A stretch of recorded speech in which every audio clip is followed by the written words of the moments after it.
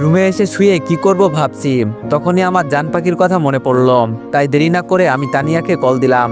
Call দিতেই ধরে বলল, হ্যালো, কে বলছেন? আমি বললাম, জান পাখি, আমি তোমার হবু স্বামী বলছি। তানিয়া বলল, দেখেন, ওই দিনও ফোন করে বিরক্ত করছেন, আজকেও করতেছেন। আপনি আপনার পরিচয় বলবেন নাকি ব্লক করে দিব? আমি বললাম, এই জান পাখি, এমনটা করিও না, তা না হলে আমি মারা যাব। তানিয়া বলল, তুই মরলে আমার কি বল?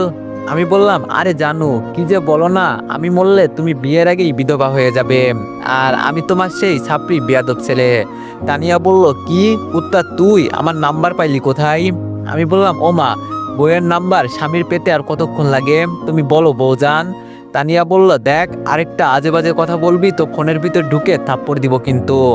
আমি বললাম, চাইলে আদরও করতে পারো, তাছাড়া ফোনের ভিতর ঢুকার চেষ্টা না করে আমি তোমার কাছে চলে আসি, ভালো করে আদর করতে পারবা বউজান।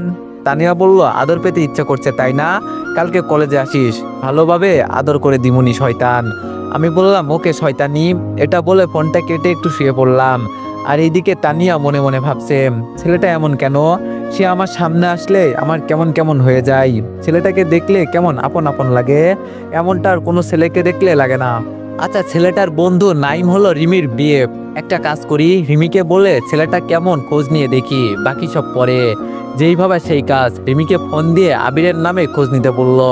কমিশনার বলল, হ্যালো রফিক, তোমার কাজ কত দূর হলো?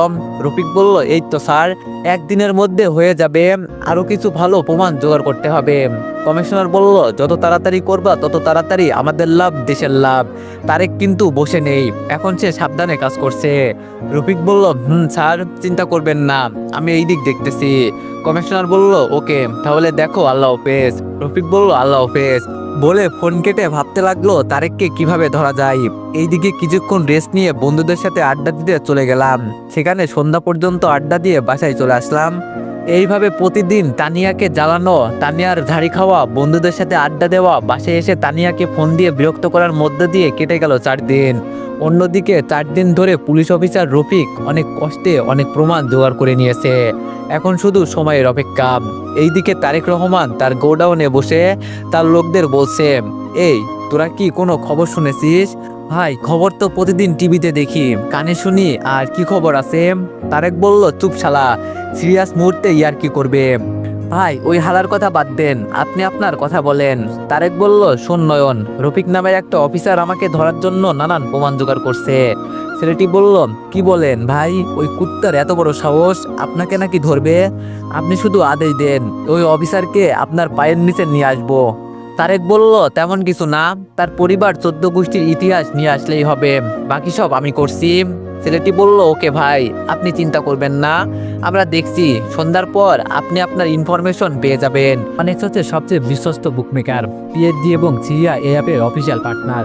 এই অ্যাপে আপনি cricket, football, tennis live match দেখে এবং তাদের ভবিষ্যৎবাণী করে সহজেই অর্থ উপার্জন করতে পারবেন। সেই সাথে বিএমডব্লিউ গাড়ি, আইফোন, ল্যাপটপ এবং আরো অনেক নগদ পুরস্কার জেতারও সুযোগ রয়েছে। এই অ্যাপটিতে আপনি ক্র্যাশ ক্রিস্টাল 21 ইত্যাদি গেম খেলে সহজেই আয় করতে পারবেন। আপনি বিকাশ, নগদ, রকেট, ব্যাংক, ক্রিপ্টো, পেপাল এবং অন্যান্য সহজ পদ্ধতির মাধ্যমে সহজেই আপনার জেতা টাকা তুলতে পারবেন। এখানে আপনি 24 ঘন্টা 7 দিন গ্রাহক সহায়তা পাবেন। তাই এখনই গুগলে অনেক সার্চ করে প্রথম ওয়েবসাইটে গিয়ে রেজিস্ট্রেশন করুন। আর হ্যাঁ, রেজিস্ট্রেশনের সময় আমার প্রোমো কোড VOTO7 ব্যবহার করে প্রথমবার ডিপোজিটে 20,000 টাকা পর্যন্ত পান। তারেক বলল, ওকে যা তাহলে। এটা বলে ছেলেগুলো চলে গেল। এইদিকে আমি ছাদে বসে গেম খেলছি। হঠাৎ করে ভাই আমার হাত থেকে ফোনটা কেড়ে নিল। এতে আমার রাগ উঠে গেল। আর আমি ভাইয়াকে বললাম, কিরে, তুই আমার ফোন দিলি কেন? দে আমার ফোন দে। এটা বলতেই ভাই আমাকে ঠাস করে একটা থাপ্পড় দিয়ে দিল। আমি থাপ্পড় খেয়ে গালে হাত দিয়ে ভাইয়ার দিকে তাকিয়ে আছি। ভাইয়া বলল, এই, তুই কে রে আমার পার্সোনাল লাইফ নিয়ে নাক গলানোর? আমি বললাম, আমি কি করলাম? ভাইয়া বলল, কি করিসনি সেটা বল। এই, তুই কে যে আমার বিয়ে নিয়ে এত চিন্তা করিস? আমি তোকে বলছি মেয়ে দেখতে, তোকে বলছি একবারও বিয়ে করব। তুই আম্মুকে কোথাকার মেয়ের ছবি দেখালি, আর আম্মুও রাজি হয়ে গেল মেয়ে দেখতে যাবে। না জানি মেয়েটা তোর মতো ছেঁচড়া। ভাইয়ার কথাগুলো শুনে মনে হলো বুক ফেটে যাবে। আমি কাঁদো কাঁদো গলায় বললাম, ভাইয়া, আমি তোর কেউ না। ভাইয়া বলল, না, তুই আমার কেউ না, আমার কোনো ভাই নেই। এই কথাগুলো শুনে ইচ্ছে করছে মরে যেতে, কিন্তু পারছি না। আমি আবার বলে উঠলাম, ভাইয়া, তুই মেয়েটাকে দেখছোস বা মেয়েটার ছবি? ভাইয়া বলল, না, আমি কোনো বিয়াদবের পছন্দ করা মেয়ের ছবি দেখবো না, আর দেখতেও চাই না। বিয়ে করা তো দূরে থাক, আর হ্যাঁ, আজ থেকে তুই আমার সাথে মিশবি না, আমার কাজে নাক গলাবি না, আর ভুলেও আমাকে ভাইয়া বলবি না। এটা বলে ভাইয়া হন হন করে নিচে চলে গেল। এতক্ষণ ধরে ভাইয়ার কথাগুলো শুনছি আর আমার চোখ দিয়ে পানি পড়ছে। এই কথাগুলো আমার কানে নয়, আমার বুকে এসে লেগেছে। আমি ভাবতাম ভাইয়ার সাথে দুষ্টুমি মারপিট করলেও ভাইয়া আমাকে আপন ভাবে, কিন্তু আমার ভাবনা ভুল প্রমাণিত হলো। বেশ, আজ থেকে আমি ভাইয়ার সাথে কোনো কথা বা তার কোনো কিছুতে নাক গলাবো না। আমি আমার মতো থাকবো। আমারই সব দোষ, আমি একটু বেশি করে ফেলি। এটা বলে রুমে গিয়ে শুয়ে পড়লাম। কিছু ভালো লাগছে না, শুধু ভাইয়ার কথাগুলো মনে পড়ছে। ভাইয়া এইসব কিভাবে বলতে পারলো? আমি ছোট্ট একটা ভুল না হয় করলাম, কিন্তু এতে এত কথা বলার কি আছে? থাক, ভাইয়া ভাইয়ার মতো। এইভাবে কিছুক্ষণ শুয়ে থেকে পড়তে বসলাম। অনেকক্ষণ পড়ার পর আম্মু রাতে খাবার জন্য নিচে ডাকতেই আমি হালকা ফ্রেশ হয়ে নিচে চলে গেলাম। নিচে যেতে দেখি আম্মু আর ভাইয়া খাবার নিয়ে বসে আছে। আমি চুপচাপ আম্মুর পাশে গিয়ে খাবার খেতে লাগলাম।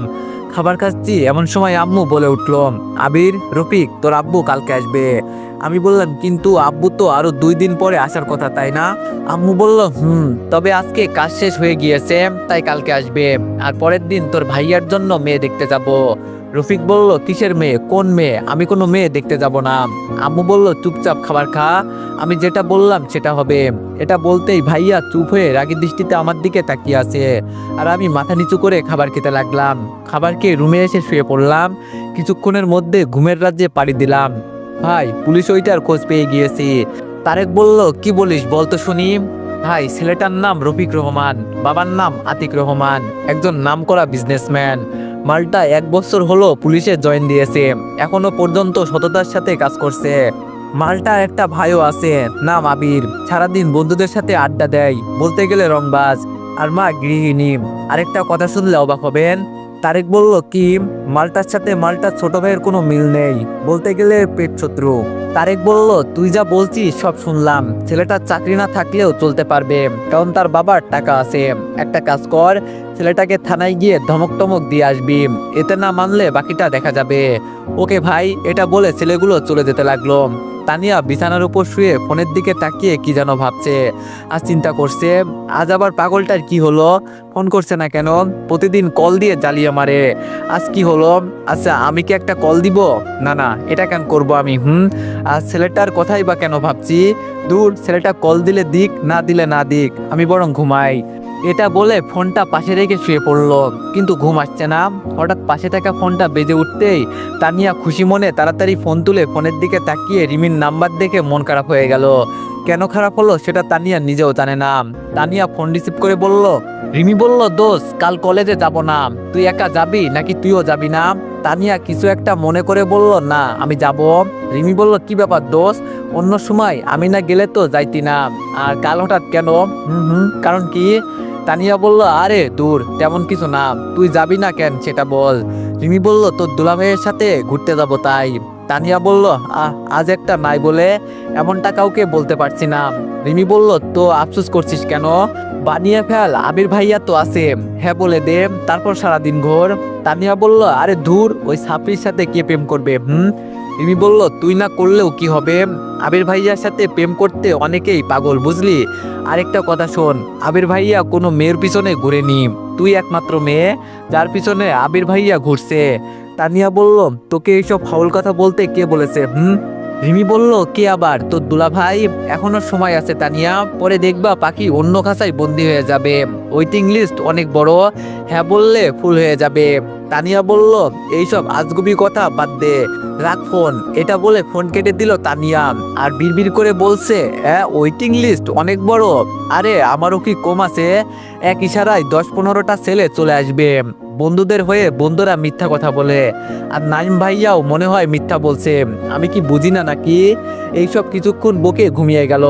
আমি সকালবেলায় ঘুম থেকে উঠে ফ্রেশ হয়ে রুমে আসতেই হঠাৎ ফোনে একটা মেসেজ আসলো। মেসেজটা ওপেন করতে একটা মুচকি হাসি দিলাম। আজকে আবার যাব, আমি বারবার চেষ্টা করব, এটা আমার স্বপ্ন, যেটা যেভাবেই হোক আমি পূরণ করব। এইসব বলে রেডি হয়ে সব কাগজপত্র নিয়ে রুম থেকে বের হয়ে নিচে গিয়ে টেবিলে বসলাম। তারপর আম্মু নাস্তা দিতে আমি নাস্তা করতে লাগলাম। নাস্তা করে আম্মুকে সালাম করে বের হলাম। বাসে উঠে স্বপ্নকে সত্যি করার উদ্দেশ্যে রওনা দিলাম। সিটে বসে আছি, তখনই ফোনটা বেজে উঠলো। পকেট থেকে বের করে দেখি রাফি কল দিয়েছে। আমি রিসিভ করতেই রাফি বলে উঠলো, কই হারামি তুই? আমি বললাম, ওরে মামা, কাজে যাচ্ছি, আজকে কলেজে যেতে পারবো না। রাফি বলল, তুই হালা কখনো ভালো হবি না, এক জায়গায় আর কতবার যাবি? আমি বললাম, দরকার হলে 1000 বার যাব, তারপরও স্বপ্ন পূরণ করবো ইনশাল্লাহ। এটা বলে ফোনটা রেখে দিলাম। ও, আপনাদের আমার স্বপ্নের কথা বলিনি। আমার স্বপ্ন হলো একজন সিক্রেট এজেন্ট হওয়া। এই কাজে আলাদা একটা মজা হয়। সাধারণ মানুষের মতো থাকা যায়, যেমন তেমন চলা যায়। এইদিকে তানিয়া কলেজ মাঠে গাছতলায় বসে কিছুক্ষণ বই পড়ে বন্ধ করে এই দিক ওই দিক তাকালো। তানিয়া বলল, কি ব্যাপার, ফাজিলটা এখনো আসলো না কেন? কি হলো আবার? মনে হয় আসতে দেরি হবে। এই বলে মন খারাপ করে আবার বই পড়তেছিল। তখন কোথা থেকে রকি এসে রকি বলল, কি জানুন, এইভাবে মন খারাপ করে বসে থাকার কারণ কি? তানিয়া মাথা উঁচু করে বলল, আমার মন খারাপ হোক বা ভালো, এতে আপনার সমস্যা কি? রকি বলল, আমারই তো সব, তুমি আমার। রকিকে থামিয়ে দিয়ে তানিয়া বলল, থামেন, আর কিছু বলতে হবে না। আমার আপনাকে পছন্দ না, আর আপনি যেটা চাচ্ছেন সেটা সম্ভব না। সো আমার পিছনে ঘুরে কোনো লাভ নেই, বুঝলেন? এটা বলে তানিয়া সেখান থেকে উঠে চলে যেতে লাগলো।